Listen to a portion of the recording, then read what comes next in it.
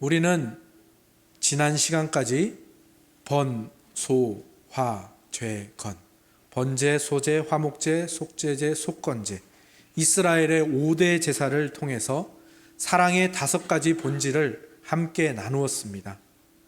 여러분들이 이번 레위기 강해를 통해서 이것 5가지는 꼭 기억하시고 또 여러분의 삶의 자리에서 실천해 보셔서 반드시 여러분의 것으로 가져가시면 좋겠습니다. 첫 번째 제사였던 번제를 통해서 우리가 알게 된 것은 무엇이었습니까? 온전한 사랑이죠. 단순하게 자기 자신을 100% 전부를 주는 사랑, 하나님께 나의 마음과 목숨과 힘과 뜻을 드리고 또 이웃을 사랑할 때도 내 몸과 같이, 그러니까 100% 사랑하는 거잖아요. 그렇게 사랑하는 것. 그래서 이것이 바로 사랑을 전진하게 만드는 악셀 같은 것이라고 했죠. 기억하십시오. 번제, 악셀, 100% 전부를 주는 사랑. 두 번째 제사인 소제를 통해서 우리가 배운 것은 겸손한 사랑입니다. 사랑이 그렇게 전진만 하다 보면 어떻게 하다가 상대방을 다치게 할 수도 있거든요. 그때 브레이크가 필요하고요. 또 내가 이것을 그냥 혼자서 이렇게 해놓고 잘한다고 착각할 수 있거든요. 그래서 겸손이 필요한 것입니다.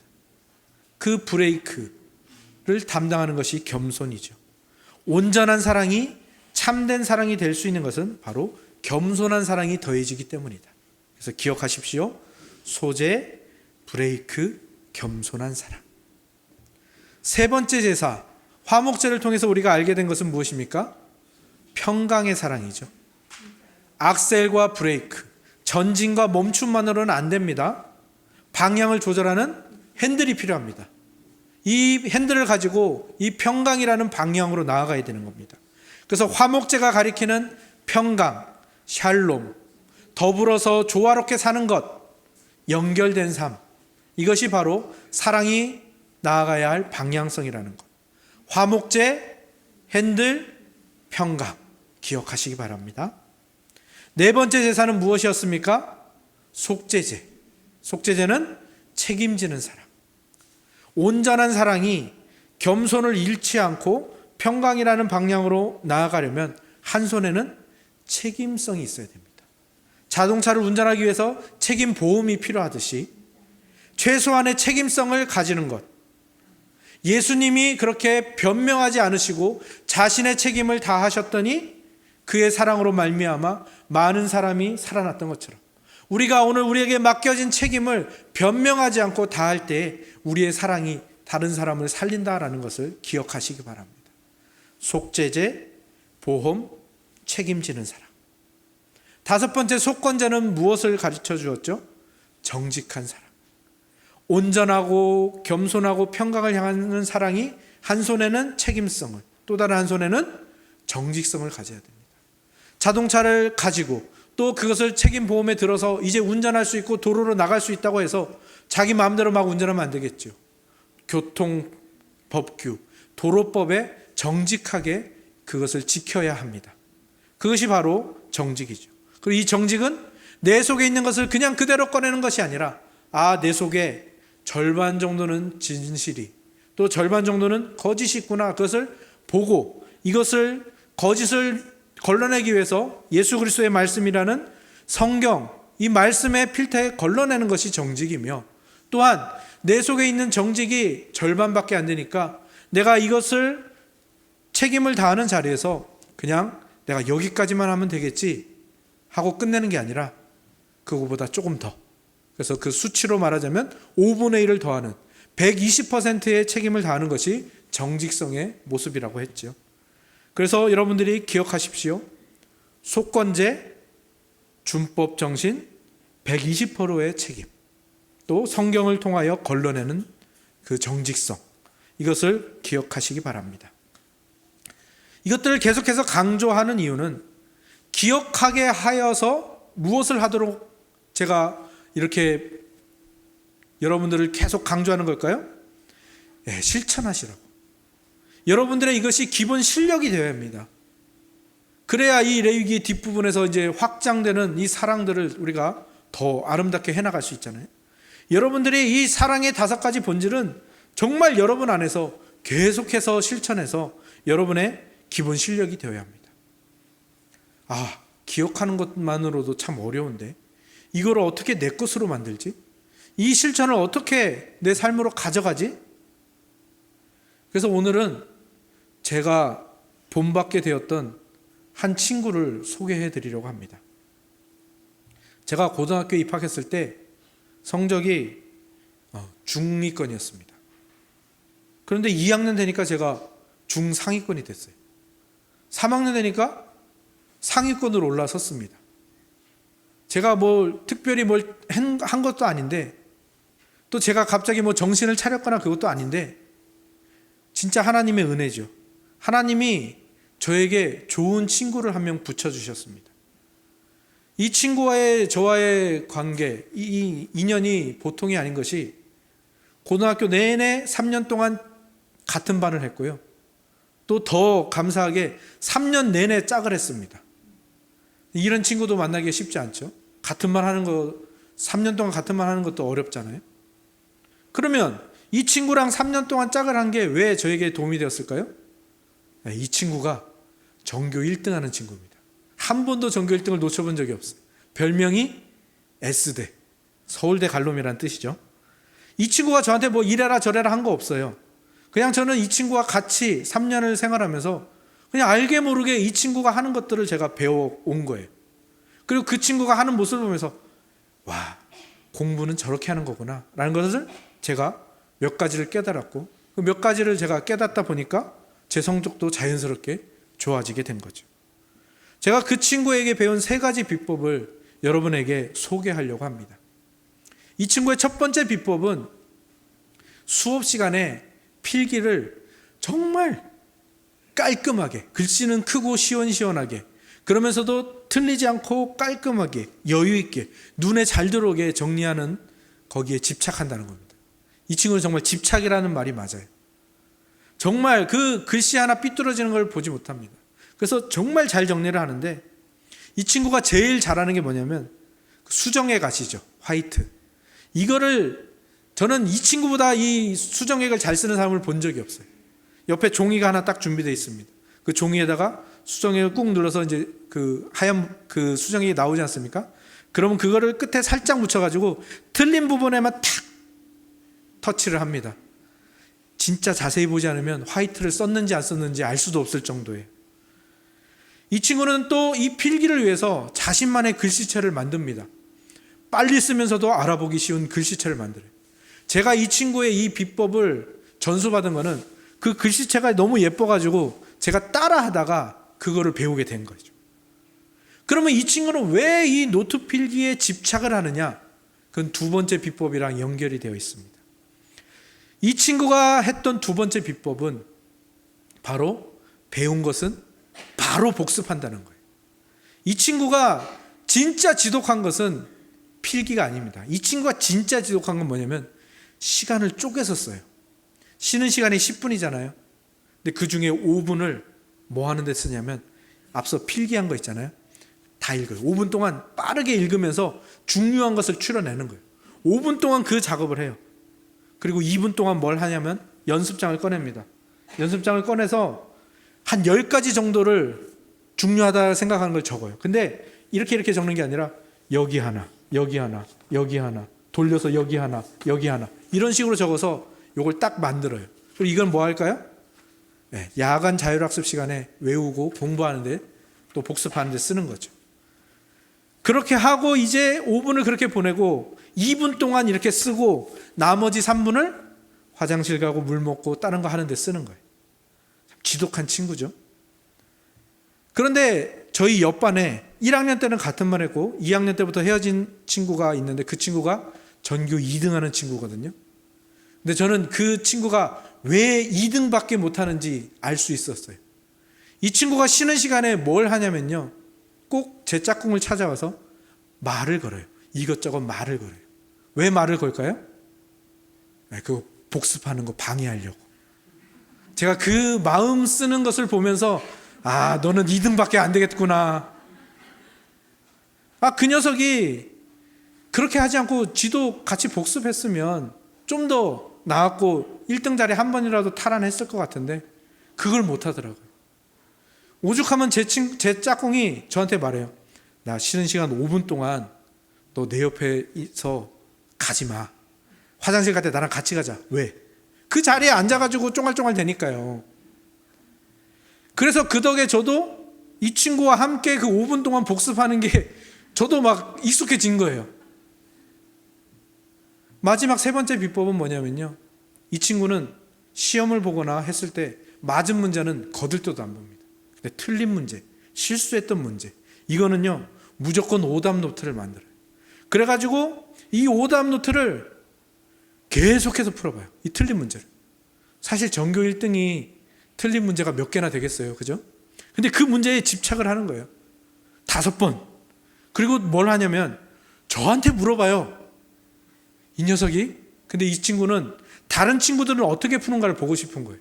그래서 이 친구한테 물어보고 이 친구한테 물어봐요. 그리고 마지막에 선생님한테 확인을 받아요. 지독하게 공부하는 친구죠. 이 친구가 공부 잘하는 3가지 비법을 그냥 한 단어로 요약하면 뭡니까? 복습 철저. 예습을 하는 건 전 본 적이 없어요. 근데 복습 하나만은 진짜 철저하게 하는 친구였거든요. 그러니까 다른 친구들이 도저히 못 따라오는 거예요. 이 친구의 1등 자리를 빼앗아 본 사람이 아무도 없었어요. 그리고 저는 그 옆에 있기만 해도 그 녀석이 하는 거 따라만 했는데도 성적이 막 쭉쭉쭉 올랐던 거죠. 제가 오늘 여러분에게 말씀드리고 싶은 것은 제가 성적이 이렇게 올랐습니다, 자랑하는 거 아니고요. 제 친구가 이런 친구가 있어요, 자랑하는 거 아니고요. 오늘 말씀 제목을 보면 혹시 감이 오시는 분도 있을 거예요. 말씀 제목이 뭐라고 되겠습니까? 사랑, 사랑, 사랑. 근데 뒤에 이 부호가 붙어 있죠. 사랑, 마침표를 찍었습니다. 우리가 5가지 사랑의 본질을 배웠어요. 근데 오늘 또 그 얘기를 또 해요. 사랑? 왜 또 하지? 그렇게 반복하고 반복해서 이 사랑이 여러분의 것이 되도록, 느낌표가 딱 머리 위에 뜨도록 하는 것이 제가 오늘 이 친구의 비법을 소개한 이유입니다. 우리는 그리스도인이 되었고 하나님의 사랑을 받은 하나님의 자녀가 되었습니다. 이제 이 하나님의 자녀는 다른 모든 욕심과 다른 모든 경쟁심을 이제 다 버려야 됩니다. 그러나 한 가지 욕심만은 버리시면 안 돼요. 어떤 욕심을 버리면 안 될까요? 이 사랑을 하는 일. 이 사랑의 전문가가 되는 일에는 여러분들이 이 욕심을 버리면 안 됩니다. 하나님을 사랑하고 이웃을 사랑하는 이 일, 이 사랑을 하는 데 있어서만은 여러분들이 다 우등생이 되셔야 합니다. 그러면 사랑의 우등생이 되기 위해서는 무엇에 힘써야 될까요? 그렇습니다. 이 사랑을 복습하고 반복하고 또 행하고 계속해서 행하는 것. 그래서 그 사랑의 복습을 해서 그 사랑이 내 것이 되는 것이 필요한 겁니다. 제가 그것을 위해서 이 5가지 제사를 사랑의 5가지 본질로 이렇게 개념화를 시킨 거예요. 그리고 제가 왜 자동차 운전하는 거에 이 사랑의 5가지를 연상기억법을 하도록 여러분에게 제시를 했는가? 기억하시라는 거예요. 5가지 본질을 기억하시고 이제 그 본질을 가지고 실천으로 나아가시라는 겁니다. 첫 번째, 이 온전한 사랑이 우리가 행할 이 실천의 원동력이 되도록 늘 반복하시라는 겁니다. 두 번째, 이 겸손한 사랑이 우리 사랑의 방향성이 우리를 떠나지 않도록 계속해서 반복하시라는 겁니다. 세 번째, 이 평강의 사랑이 우리의 방향성이 되도록 계속해서 그 방향을 조절하는 일을, 이 평강을 생각해보고 저 사람이랑 나랑 어떻게 연결되어 있는지를 계속해서 끊임없이 반복해서 생각해 보라는 겁니다. 그리고 내가 책임을 지지 않으려고 변명하고 있는 것은 없는지 찾아보고 그것을 반복해서 깎아 나가시고 책임을 지는 일을 반복해서 쌓아 나가 보시라는 겁니다. 그리고 5번째로 내 안에 있는 것들이 무엇인지를 반복해서 점검해 보고 내가 할 수 있는 것보다 조금 더 책임을 지는 일들을 계속해서 반복해서 해 보시라는 거예요. 이 모든 건요, 결코 1-2번 해가지고는 되는 일이 아니고요, 2-3번 도전한다고 해서 내 것이 되지 않습니다. 복습하고 복습하고 반복하고 반복, 계속해 나가야 되는 일입니다. 아마 매우 지루하고 지난한 과정이 되겠죠. 우리가 성경을 읽을 때 느끼는 부분이죠. 우리가 성경을 읽어 나갑니다. 구약 성경 창세기를 읽습니다. 창세기는 그나마 괜찮아요. 출애굽기를 읽습니다. 어려운 내용들이 막 나와요. 레위기를 읽는데 어려운 내용이 또 반복돼서 나와요. 읽으면 읽을수록 계속 또 얘기해요. 민수기로 넘어갔어요. 또 반복해요. 신명기로 넘어갔어요. 그걸 지키라고 계속 얘기를 해요. 그때 우리가 느끼는 감정이죠. 와, 레위기를 읽으면서 6장 7절까지 와, 겨우 이제 5대 제사를 다 끝냈는데, 아니 6장 8절부터 다시 번제, 다시 소제, 다시 속죄제, 7장에서 다시 속건제, 다시 화목제, 오늘 내용까지 읽은 본문까지. 아, 왜 또 이야기하지? 아, 왜 또 기록을 하지? 왜 또 반복하지? 우리가 느끼는 감정이잖아요. 근데 하나님이 우리를 너무 잘 아시는 거죠. 우리는 어떤 존재입니까? 가만히 있으면 사랑의 반대인 죄로 가버리는 존재예요. 우리는 가만히 있으면 죄로 갑니다. 그러니까 하나님이 어떻게 하시는 거예요? 사랑을 반복하고 계속해서 해서 이 사랑 쪽으로 우리를 오도록 하시는 거죠. 예전에 제가 아는 형님이 그 당시에 청년 그룹 리더였는데 지금은 아마 집사님 되셨던 걸로 알고 있는데, 이 형님이 그때 인터넷에 이런 글을 쓰신 적이 있어요. 그룹 모임을 하는데 한 그룹원이 저 요즘 구약 성경이 있는데 너무 짜증나요. 읽었던 내용 또 나오고 그러니까 졸리기도 하고 지루하기도 하고 너무 힘들어요 라고 이 리더에게 말을 한 거죠. 그러니까 이 리더 형님이 이렇게 얘기를 했다고 합니다.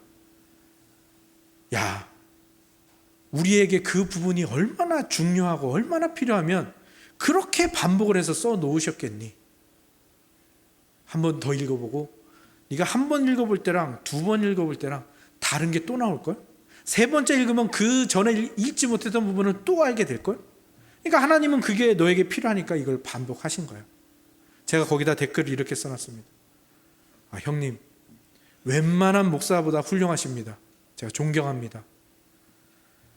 오늘 낭송했던 고린도전서 13장도 이와 같지 않습니까? 사랑의 여러 가지 부분들을 계속해서 다른 표현과 다른 단어로 썼지만 계속해서 끝까지 반복하고 있어요. 사랑은 사랑을 해야 됩니다. 사랑이 없으면 안 됩니다. 사랑이 없으면 안 됩니다. 계속 반복하고 있어요. 왜일까요? 뒤에서야 나오죠. 우리가 지금은 그렇게 거울을 보는 것처럼 희미하게 보지만 그때는 이제 그것이 쌓이면 예수님을 만날 때 얼굴과 얼굴을 맞대어 보는 것처럼 확실하게 보게 될 것이다. 지금은 반복하지 않으면 희미해져서 없어져 버리지만 그것을 반복해서 예수님 앞에 갔을 때 진정한 사랑의 사람이 되어 있을 것을 강조하는 것이 고린도전서 13장입니다. 왜요? 이게 우리에게 제일 필요하고 제일 중요한 것이기 때문이죠. 제가 오늘 칼럼에 1만 시간의 법칙이라는 이야기를 써놨어요. 말콤 글래드웰이라는 아주 유명한 사람이 이 1만 시간의 법칙을 이야기했는데, 원래는 이게 다른 심리학 교수가 비틀즈 얘기하면서 했던 이야기입니다. 여러분 비틀즈 아시죠? 이 교수가 이 비틀즈라는 그룹이 어떻게 이렇게 유명해지고 훌륭한 세계적인 그룹이 되었는가를 조사를 했어요. 그랬더니 이 비틀즈가 독일 함부르크에 몇 년 동안 다녀왔는데 그 전까지는 두각을 나타내지 못하다가 그 시간이 지난 후에 영국으로 돌아왔을 때 이들의 음악이 사람들이 많이 듣게 되고 찾게 되고 두각을 나타냈다라는 겁니다. 그래서 독일 함부르크에서 어떤 일이 있었나 봤더니 그 당시에는 이 비틀즈가 무명 시절이었으니까 어떤 클럽에 취직을 한 거예요. 그래서 어떤 일을 담당했는가 하면 쇼와 쇼 중간에 그 관객들이 나가지 못하도록 중간중간 연주하는 거를 이들이 일로서 받은 거예요. 그래서 그렇게 그들이 중간중간 연주한 시간이 하루에 한 8시간, 매일 밤 8시간 정도 됐대요. 하루도 빼놓지 않고 8시간을 연주했어요. 이 시간만 1만 시간이 넘는 거죠.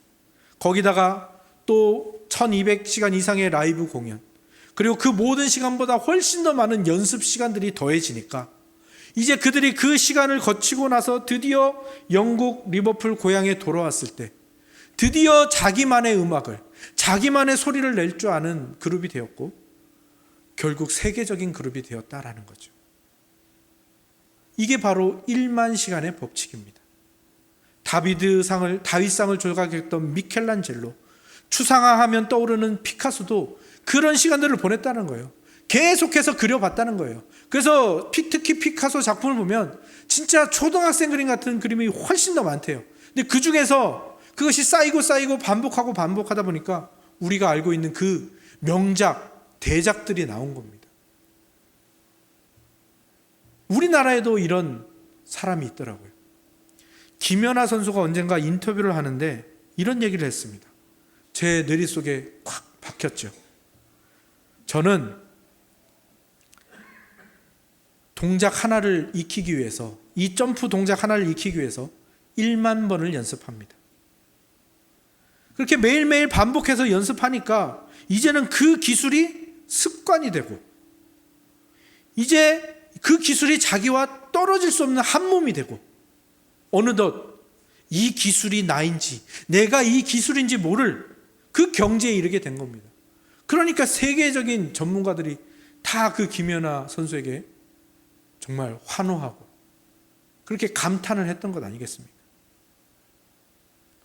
그런데 앞서서 말했던 이 사람들은요, 다 예능, 체능, 이것들은 사실 어느 정도 타고나는 게 필요하거든요. 그래서 많은 사람들이 이거는 타고나는 게 있잖아 라고 말하는데, 그래서 어떤 사람은 우리가 천재라고, 김연아 선수를 우리가 천재라고 부르죠. 근데 알고 보면 노력형이었던 거죠. 음악이나 미술, 예체능들은 타고나는 부분이 어느 정도 있죠. 그러나 우리가 레위기를 통해서 배우는 사랑은 어떻습니까? 사랑을 잘하도록 타고 나는 사람은 없습니다. 존재하지 않습니다. 사랑에는 천재도 없고요, 사랑에는 유전도 없고요, 수재도 없습니다. 오직 반복하고 복습하고 쌓아나가는 것, 그 사람만이 이 사랑의 우등생이 될 수 있는 겁니다. 이런 격언이 있습니다. 실력은 먼지처럼 쌓인다. 사랑이 그러합니다. 꾸준한 훈련, 매일매일 반복하고 복습하는 것만이 사랑을 내 실력으로 만들 수가 있는 거죠. 하나님이 우리에게 주신 사명이 있습니다. 그 사명이 무엇입니까? 우리의 전부를 다해서 하나님을 마음과 목숨과 힘과 뜻을 다해서 사랑하는 것입니다. 그리고 내 이웃을 내 몸과 같이 사랑하는 것입니다. 우리가 너무나도 잘 아는 것이죠. 그런데 이 사명이 왜 우리에게서 잘 안 나타날까요? 왜 이게 잘 안 될까요? 사명인 거는 아는데 왜 이 사명이 나에게서 잘 안 이루어질까요? 많은 사람이 묻습니다. 제가 어떻게 해야 이 사명을 이룰 수 있을까요? 제가 어떻게 하나님을 이렇게 전심을 다해 사랑하고 이웃을 내 몸과 같이 사랑하는 사람이 될 수 있을까요? 답은 오늘 말씀에 나와 있죠. 어떻게 하라고요? 반복, 복습. 얼마나 해야 될까요? 제가 아까 법칙을 이야기해 주었죠. 얼마나 하라고요? 1만 번 이상. 무엇을요? 사랑을. 누구를요? 여러분의 주인이신 하나님을, 그리고 주인 되신 하나님이 자신의 소유 삼으신 여러분 자신을 사랑하시고요, 그 다음에 여러분 자신처럼 이웃을 사랑하는 일을 1만 번씩 해보시라는 겁니다.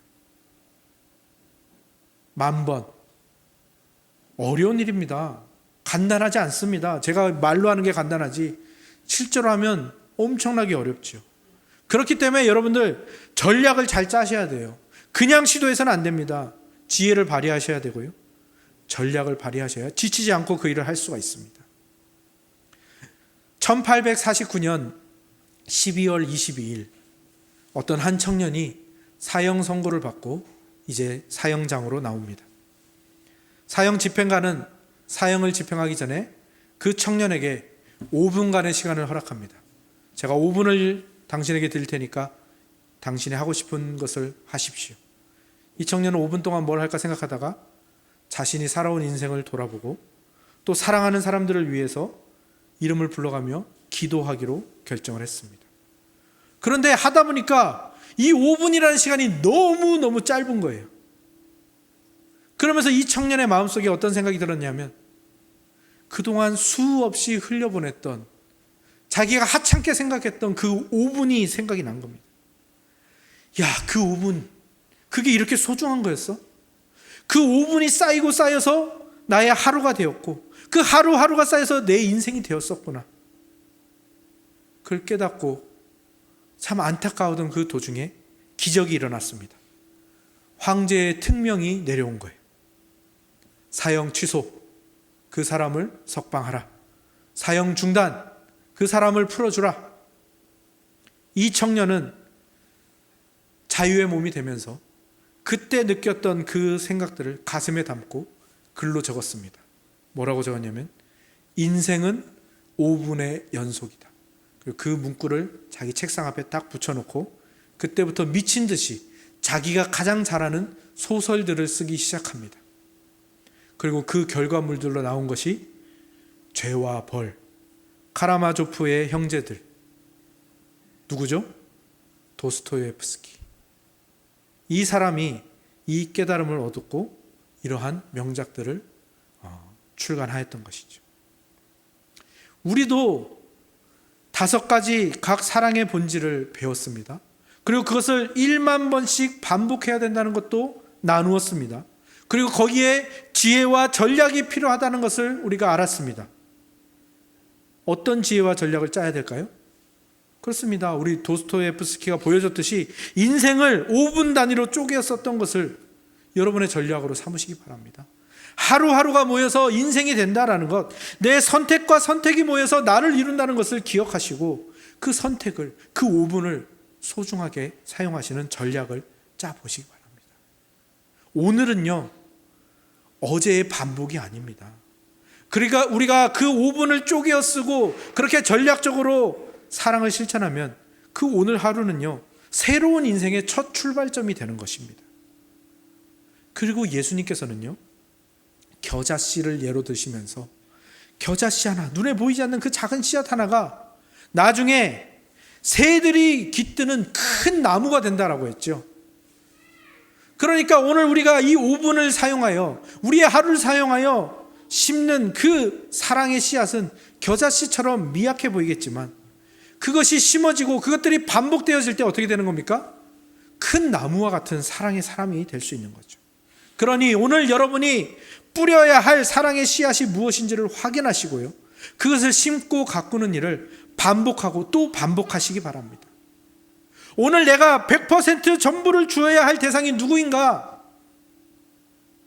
그래서 하나님께 내가 이 100%를 다 드려서 사랑해야 되는 것이 어떤 것이 있을까? 생각해 보십시오. 그리고 그것을 반복해서 행해 보십시오. 내가 내 전부를 주어야 할 이웃은 누구인가? 가족부터 시작하십시오.